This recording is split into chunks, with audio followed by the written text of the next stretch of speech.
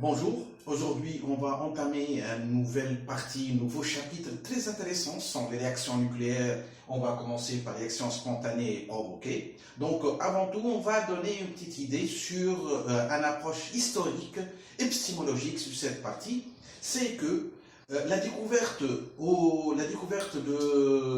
des réactions nucléaires spontanée, elle n'est pas commencée accidentellement, mais elle a commencé après les études de la découverte spontanée, la découverte en hasard de Léon X. Ensuite, Becquerel a étudié et elle a trouvé en 1896 plutôt, il a découvert qu'il y a un élément, l'uranium, il est radioactif, il est spontanément radioactif, c'est-à-dire il émet des rayonnements spéciaux. Et Pierre et Marie Curie, après 2 ans, ils ont découvert d'autres éléments qui sont radioactifs, c'est-à-dire ce sont des noyaux qui peuvent émettre des rayonnements et des particules d'un cas particulier qu'on va voir tout à l'heure. Et ensuite, en 1934, Irène et Joliot Curie ont découvert qu'il y a d'autres éléments qu'on peut le rendre, qui ne sont pas initialement radioactifs, qui ne peuvent pas émettre son noyau électrostable, qu'on peut le rendre radioactif et donne des rayonnements. Maintenant, quels sont ces rayonnements qui sont donnés par les éléments radioactifs? Donc, pour cela, on va imaginer l'expérience suivante. C'est une expérience qui est faite, elle est simple. Donc, on a un cylindre de plomb. C'est un cylindre de plomb où on a mis une substance radioactive.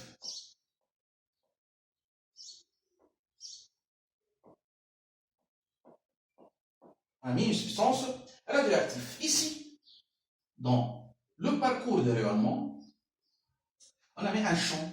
On a mis un champ électrostatique. Ce champ électrostatique, vous avez ici la plaque positive et la plaque négative. Donc, nous avons un champ E ici. Champ E et un écran. Alors, qu'est-ce qu'on a obtenu? Donc, en premier pas, on a trouvé qu'un rayonnement qui passe directement, sans aucune déviation, qu'on l'a appelé gamma. Et un autre rayonnement qui se dirige vers le haut, c'est un rayonnement alpha. Un autre rayonnement qui se dirige vers le bas, c'est un rayonnement bêta moins. Donc, pratiquement 3 types de rayonnements. Alpha, gamma, bêta moins. Je vais commencer par le rayonnement alpha. Le rayonnement alpha est précisé, c'est un noyau d'hélium. Noyau d'hélium He24. Noyau d'hélium de He24. Donc, ce noyau d'hélium, il n'est pas très pénétrant, mais il est ionisant. Donc, en passage dans l'atmosphère, il peut ioniser d'autres atomes, mais il n'est pas très pénétrant, il peut s'arrêter même à un feuille de carton. L'autre rayonnement, on va parler de ce rayonnement bêta-. Bêta-, c'est un négaton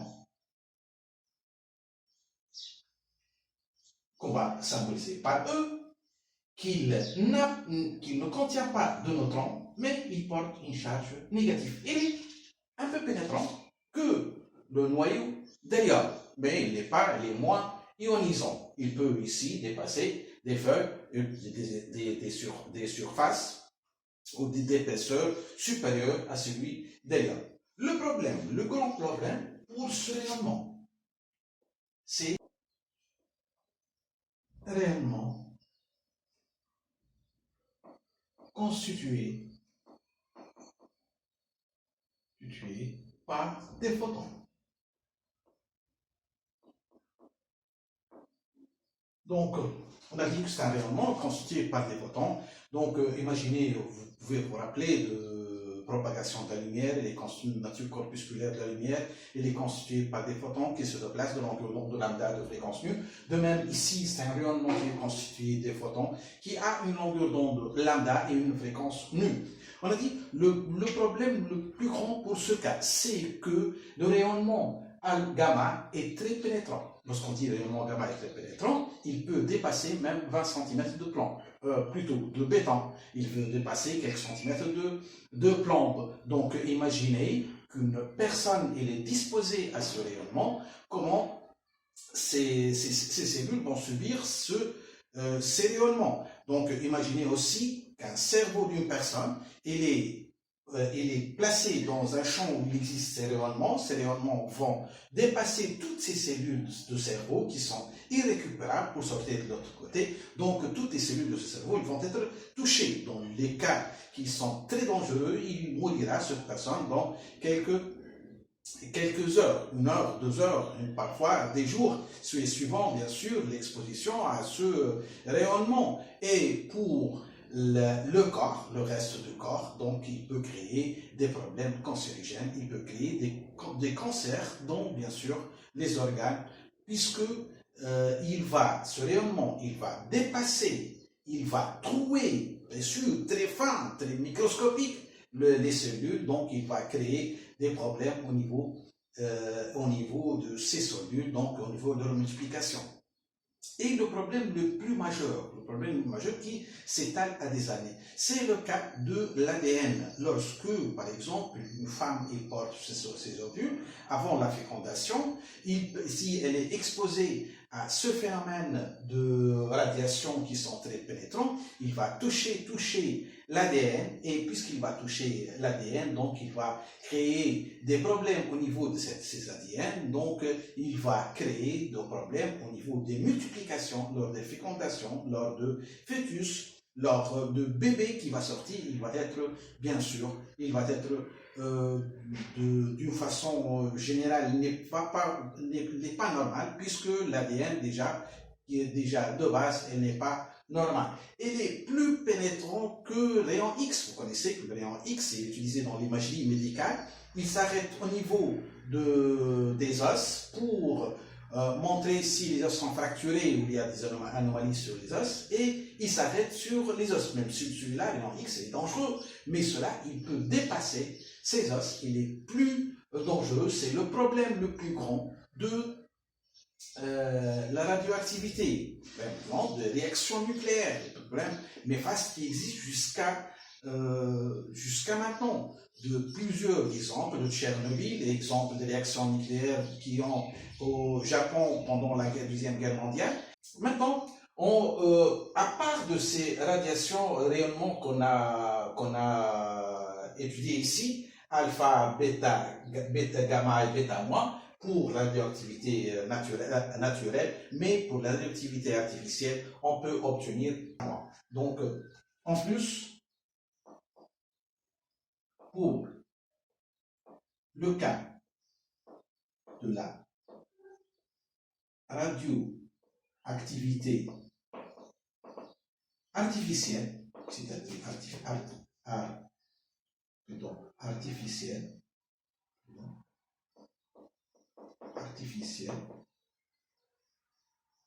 on peut obtenir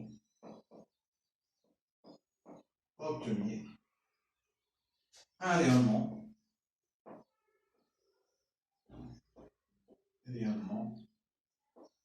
bêta plus identifié par, ce rayonnement par E0 plus 1. Donc, c'est une charge élémentaire qui est positive. C'est l'inverse, tout à fait l'inverse de bêta moins, tout à fait l'inverse d'un électron. Il n'y a pas de neutron, mais il y a, sauf que la charge élémentaire qui est positive, il est pénétrant. Il est pénétrant de l'ordre de bêta moins, et l'ordre de bêta moins, il est aussi ionisant, mais ses dégâts ne sont pas énormes. On va passer maintenant pour déterminer les règles générales pour avoir ces différentes radiations. Donc, la loi de conservation qu'on va étudier ici, loi de conservation générale qu'on va utiliser pour ces 4 4 rayonnements. Donc, conservation, loi de conservation. On a énergie totale, conservation de l'énergie totale, conservation de nombre de masse, et enfin, conservation de nombre de charges. Pour nous, on va s'intéresser à cette loi de conservation. Il existe d'autres, comme la quantité de mouvement, mais ça, ce n'est pas dans notre programme. Donc, pour étudier les différentes règles. Règles générales.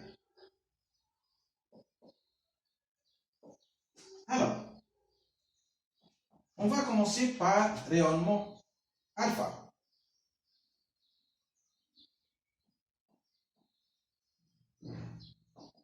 Alpha qui est identifié par HE de 4.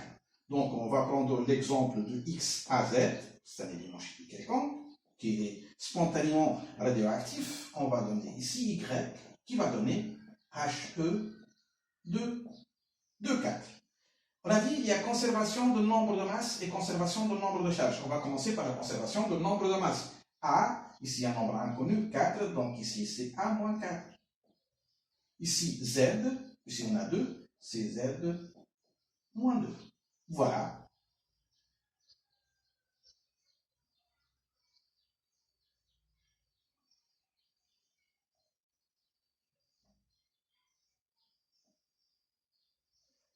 Donc Z moins 2. On va passer maintenant pour particules, le rayonnement, particules bêta moins. Donc, on va prendre aussi l'écrit en rouge plus X, A, Z, Y, plus, il est identifié par une charge négative.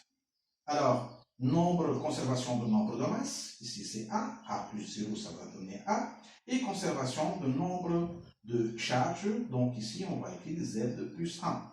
Z plus 1 moins 1, c'est égal à Z. Mais, le problème ici qui se pose, quelle est l'origine de ce particule négatif? On sait bien que le noyau, il possède que de charges positives ou des neutrons qui ne sont pas chargés. Mais ici, on constate que le noyau, il peut émettre des charges négatives. Donc, à ce stade, on peut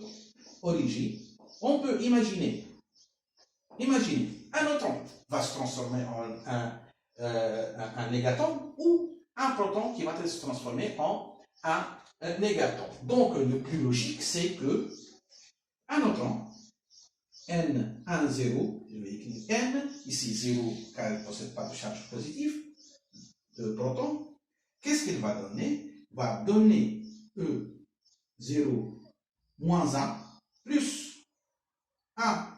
Alors, ici 1, 0, moins 1, donc automatiquement on va prendre plus 1. Ça ne peut être qu'un proton. Proton, il possède une charge positive, un proton, il ne possède pas de neutrons, donc le nombre de nucléons total est égal à 1. Voilà, c'est l'origine de la particule bêta moins. Maintenant, on va voir la particule bêta plus. Pour le cas de l'artificiel. C'est-à-dire pour le cas de l'artificiel, c'est étudié dans des réacteurs nucléaires dont les noyaux ne sont pas d'origine, ne sont pas au départ radioactifs, mais on le rend au laboratoire, on le rend radioactif, donc il va libérer un bêta plus. Donc on va prendre ici X, A, Z, Y, plus 0, plus 1. Donc ici, ça fait Z moins 1, Z moins 1 plus 1, ça fait Z, et ici A. Mais le problème aussi, on va parler de l'origine. Quelle est l'origine de cette particule? Ici, on a un neutron qui donne un négaton plus un proton. Donc maintenant, on va penser à un proton. Donc, je vais prendre un proton, un. Il va donner un positron, plus. Maintenant, un ici, un, pour la conservation du nombre de charges. Donc, on obtient ici un neutron. Alors, si vous constatez, ici, d'origine, c'est un neutron qui donne un négaton, un particule bêta- et un proton. Et ici, le proton lui-même, un proton, il va donner une charge positive qui est le positron, bêta plus, et un neutron. La dernière, réellement, gamma. Donc, gamma, on a dit, il est constitué par des photons. Donc, pour cela, il n'y a pas ni neutron, ni proton, ni noyau. On va prendre un, en réalité, c'est un noyau fils, comme ce noyau Y, celui-là ou celui-là, qui n'est pas à l'état fondamental, il est à l'état excité. Donc, pour revenir à son état fondamental, il va émettre des rayonnements gamma, il va émettre des photons. Donc, on va prendre Y, étoile, qui est excité, on va donner Y, qui n'est pas excité, plus gamma, si vous voulez, ici A, Z, ici A, Z. Donc, ici, état excité, et ici, état fondamental.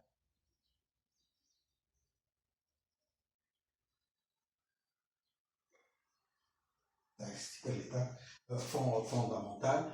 Ce particule gamma, il peut être en même temps que des autres éléments. Il peut accompagner alpha, bêta plus et bêta moins. Donc voilà, cette leçon aujourd'hui est terminée.